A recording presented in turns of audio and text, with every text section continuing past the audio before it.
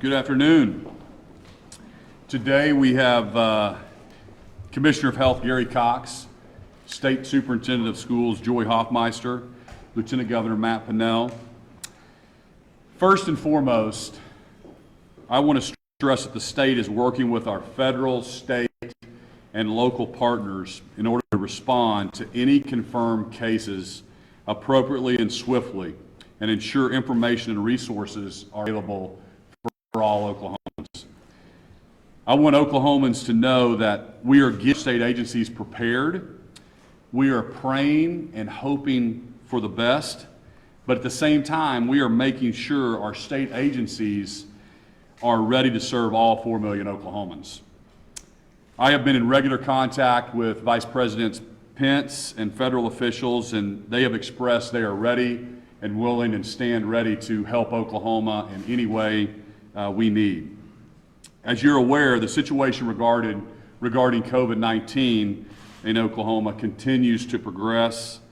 The state of Oklahoma remains calm, steady, and proactive in our response.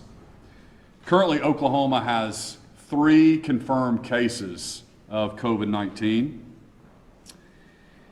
And at this time, there is no sign of community spread whatsoever.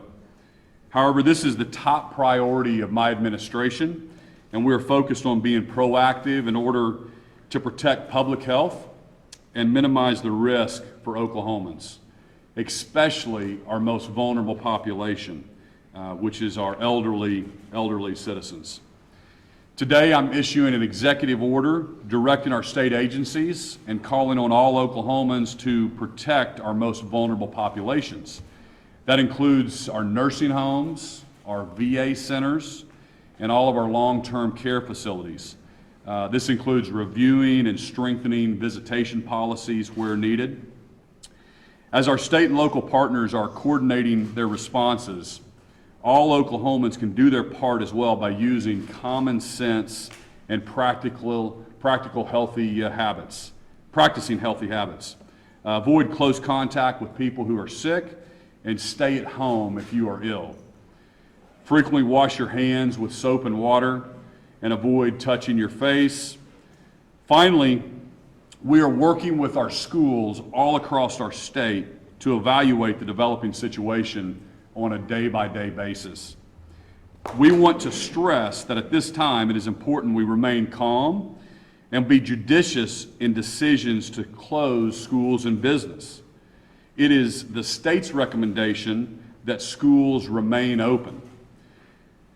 The State Department of Health is committed to providing guidance to our local school districts so they can make the best decisions for their local communities. Strong partnerships continue to remain important, and we need the help of our community leaders, our neighbors, and our partners in the media to make sure Oklahomans understand the latest updates and facts. So now I want to turn it over to Commissioner Cox to give a few updates. Thank you, Governor Stitt. At this time in Oklahoma, we have 3 cases of COVID-19. The 2 additional presumptive test results from the Utah Jazz players will be included in the state of Utah's COVID-19 numbers. The Oklahoma State Department of Health Public Health Laboratory received a specimen for testing yesterday, Wednesday afternoon, related to a Utah Jazz player who was in Oklahoma City. We quickly received a presumptive positive test result at about 6:45 last evening, just a few minutes before the game with the Oklahoma City Thunder. A team of nurses, epidemiologists, and physicians worked with game officials to test all the Jazz players, the team personnel, Utah area reporters, and other staff. 58 specimens were collected and tested overnight. We got the results very early this morning. The Jazz players will be followed by the Utah State Health Department upon their return. I'd like to say that I'm very proud of the Oklahoma City County Health Department staff, their nurses and epidemiologists, the State Health Department nurses, epidemiologists, and lab officials, the University of Oklahoma infectious disease physicians, and others, as well as our laboratory, because they had an efficient and were dedicated to swift testing process to ensure that we can provide accurate information at the very soonest time that's possible. As a reminder to all who attended the game last night, you are not at risk. If there are concerns, we encourage individuals to contact their healthcare provider or local health department for guidance. We continue to monitor the situation closely while working with team officials, with staff at Chesapeake, and with other health officials in the state. Our goal is to keep Oklahomans as healthy as possible during this health crisis, and we're encouraging everyone to adhere to preventive measures that we all know about, such as hand washing, avoiding those who are sick. We have protocols in place to protect facilities with high-risk vulnerable populations, and that's a major focus for public health in Oklahoma, such as long-term care centers and nursing homes. Please check our Oklahoma dedicated website on COVID-19 at coronavirus at health.ok.gov. The State Health Department call center is available weekdays from 9 to 7 and from 9 to 3 on Saturday. And that number is 877-215-8336. So we urge those who have concerns about their symptoms to consult with a healthcare provider in advance and not to go directly to a hospital emergency room. So now we'd like to introduce Superintendent of Schools Joy Hoffmeister. Thank you, Governor. Thank you, Commissioner Cox. Nothing is more important than the safety and well-being of our students and their families and those who work in schools to serve them. The State Department of Education has been working with the State of Oklahoma's Department of Health, as well as the Governor's Office and district leaders across the state to ensure that, bottom line, we do the right thing for Oklahomans. With schools on the cusp of spring break, this is a good time for districts to use common sense and take practical steps as students may be traveling. I encourage school districts to follow guidelines or guidance, from the State Department of Health regarding travel for school activities and other events. It's also a good time for school boards to review and plan their plans and policies to make best decisions for students. It goes without saying that we need to underscore that families and students over spring break be cautious and sensible, wash hands and wash them vigorously, practice social distancing, and wipe down surfaces. We truly are all in this together. Our educators care deeply about their students and their families, and I know that their well-being is of paramount importance. Thank you. Questions? Commissioner, can I just get you to clarify the numbers? You have 3 confirmed cases and you have 8 consultant positive. We have 3 3 confirmed cases, and then there were 2 cases that were from the Utah Jazz players that will be counted as Utah numbers. So we have 5 confirmed cases. Do you have any other presumptive positives in the state right now? I just saw the airman analysis of some positives. Not sure if that includes, the 5 cases includes that as well. That one is included. Commissioner, Those NBA players seem to get those tests pretty quickly. How soon will those be tests be available for Oklahoma? And how many tests do you guys have available? Well, we have the capacity to run about 100 tests a day, and we have a number of test kits. We're ordering additional reagents at the current time, and so we have the current capacity, I think, for about 300 tests. However, there are 2 private laboratories who are in Oklahoma and who either are or will be up and running very soon. How are the jazz players diagnosed so What's quickly? What's the status, Gary, of those three presumptive positives? Where they stand right now? Are they presumptive positives or are they positives? The 3 are positive. Okay. What is the status of those individuals? The status of those 3 individuals, I know Lawrence, maybe you have a better update on that, about the 3 that are currently positive. Okay, sure. Could you read it, please? Lawrence Burnstead, State Epidemiologist, Oklahoma State Department of Health. So the 3 individuals that we're talking about, the 2 Tulsa County residents that were reported earlier in the last week, those individuals have been under investigation by Tulsa health officials. The appropriate control measures have been implemented, such as isolation of those individuals, as well as daily monitoring of any close personal contacts that would be at risk of exposure for the 14 days through the period of their last date of exposure to those cases. The 3rd individual that we're referencing is a new report, so that investigation is ongoing at this time, so that's in progress right now. Were those two, were they quarantined at home or were they quarantined elsewhere? They would be isolated at home, which is possible because those individuals did not require hospitalization. What's the difference between isolated and quarantined? The difference between isolate and quarantine is isolation is when you have an individual that is actually experiencing symptoms of illness and they could be potentially still infectious. So you want to try to prevent further transmission to other individuals that could be exposed from being in close contact with them. Quarantine is when you have an individual that is not symptomatic, but they have been exposed, and you want to prevent the potential for further exposure if they go on to develop symptoms during the time frame expected, which for novel coronavirus, that would be up to 14 days. Commissioner, I know you said that people at the game were safe, but is that everyone? What about people that were close to court? You want to go ahead and answer? We do have some advice from CDC about that, and so we'll share that with you.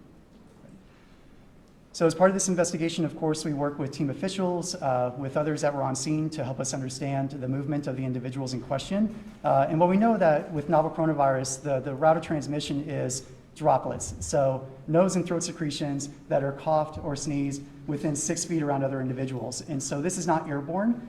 This is not as easily transmitted. The people that are at greatest risk would be those that are close personal contacts. Essentially your household members for the most part and very close acquaintances that spend an abundant amount of time around an individual when they're infectious. So other individuals in the stands, other individuals that might have been working at the game, those individuals are at very low risk from discussing the movements of the individuals under investigation. How were the jazz players diagnosed so quickly? Were they tested and then they came here, or were they express laned here? Or how did we find out so fast that they were positive? So what happens is, the NBA has policies in place where they have trainers that are to monitor the occurrence of illness for their players and other staff during their travel. When an individual is identified as having acute symptoms of illness, they are to work with both trainers from both teams and work with local physicians for assessment. When there was a suspicion that there could be novel coronavirus based on the symptoms, there was, as Commissioner Cox referenced, specimen collection and then brought directly to our State Public Health Laboratory for testing. Fortunately, we were right at the process of just starting our normal test run for the day, so we can include that specimen and get a result later that early evening. And this is a process that occurs with other specimens. When we have somebody that's identified through a physician that we suspect may have novel coronavirus, we're able to work with our statewide courier system to get that specimen from the hospital to our public health laboratory and put it into the run. Governor Stitt, can you talk about when you think about closing down schools? You mentioned the state has recommended schools do not shut down. Can you expand on that, please? Yes. The recommendation has been you don't want to close them down too early or too late. You want to try to prevent the spread. So the thought process is if you close them down now, when do they reopen? And so really we're monitoring that very closely. We're as we have community spread, that's when we're going to recommend that we close down the schools. What's being done with the Jazz and how are they being moved out of the state?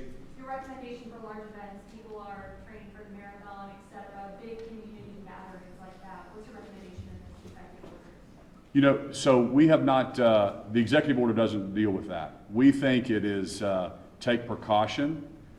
It's really our most vulnerable citizens. We have 3 confirmed cases right now. It is a virus, and we have to be cautious. But again, there's 3 cases so far. We cannot shut down our schools at this point or big gatherings. We're leaving it up to the local school districts. They're working with the commissioner and the superintendent of schools you know your communities better, but at this point, that's kind of the state's recommendation. What advice would you have for people that want to go out and eat this weekend or just be out and about traveling and visiting folks?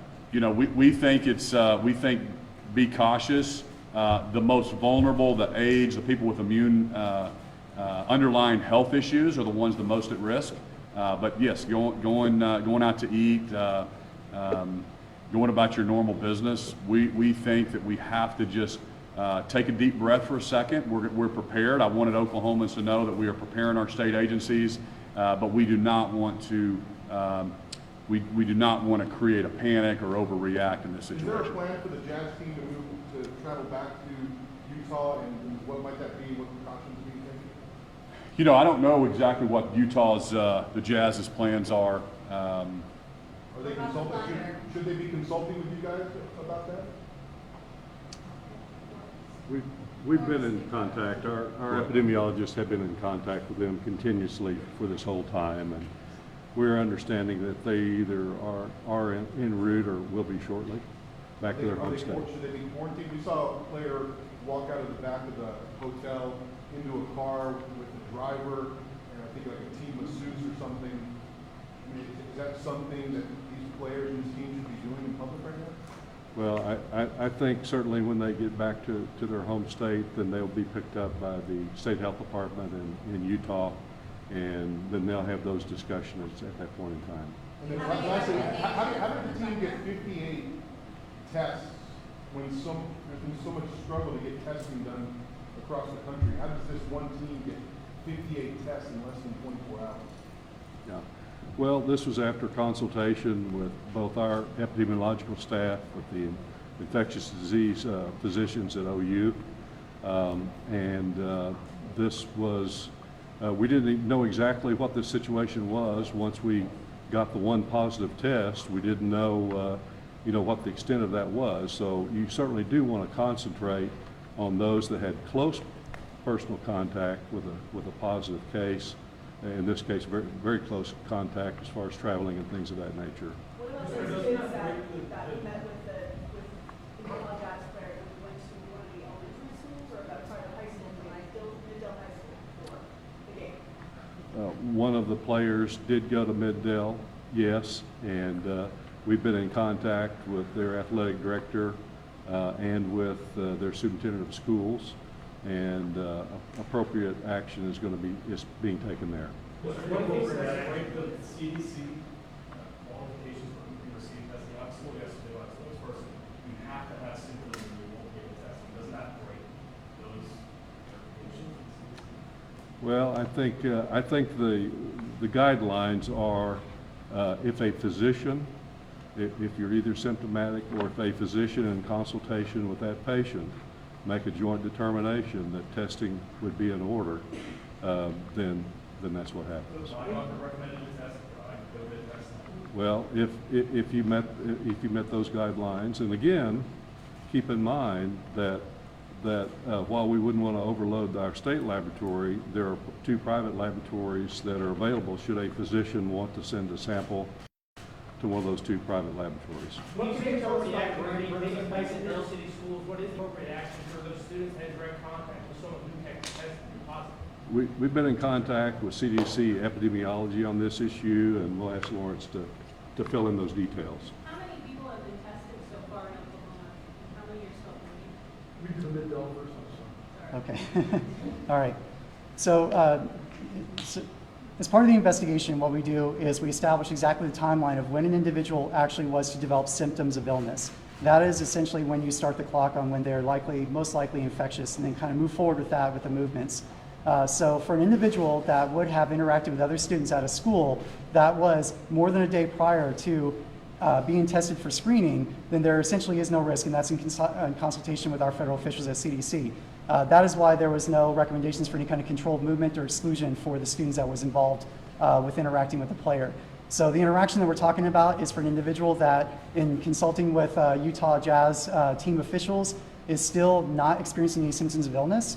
So there is not a risk for prior interactions, because that individual remains asymptomatic. How about the third positive case? Can you tell us any details about that? Where was that case? Was it a I apologize, I don't have details on this individual. This was an early report just earlier today, so we have a team that's conducting that investigation right now.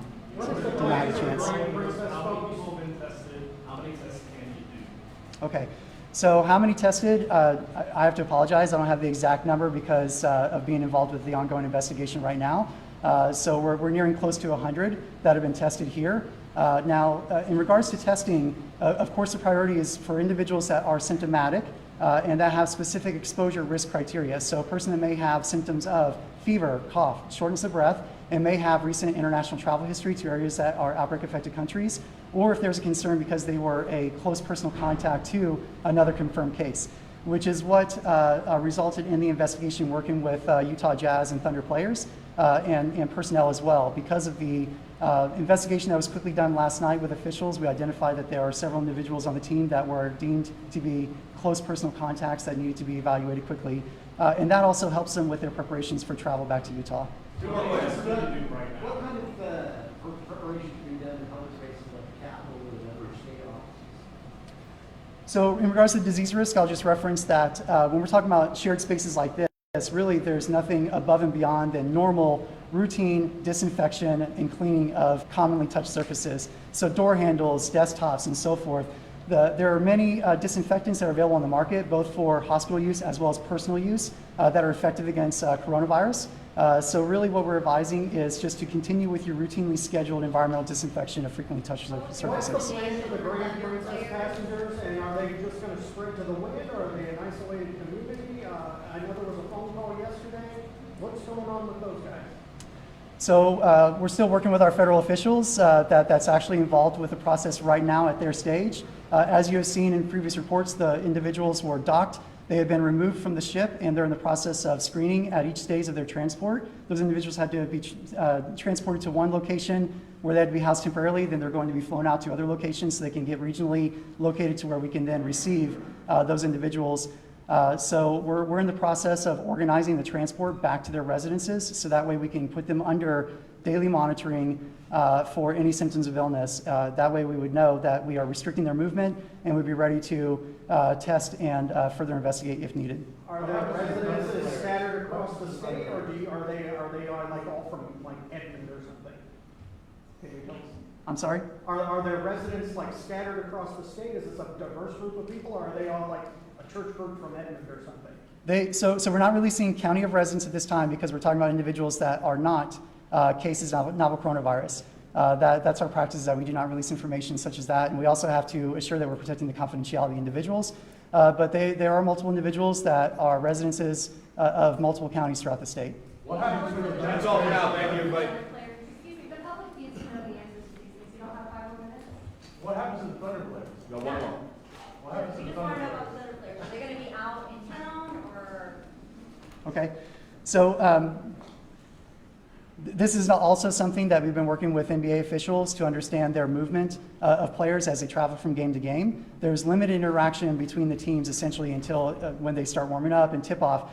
So we're talking about even not really close personal contact. And those are questions that we asked the individual that was confirmed or presumptive positive from the initial test that was done yesterday. We asked them exactly who they've been in close personal contact with so we can identify those specific individuals beyond their team members and other staff that they'd already been traveling with. So we've identified those individuals, have been reaching out to them if we need to further assess and also restrict their movement. As far as other players in the Thunder, they did not have any kind of close personal contact, so there is no need for us to put any kind of restrictions on their movement or advise on testing. Thank you. Thank you.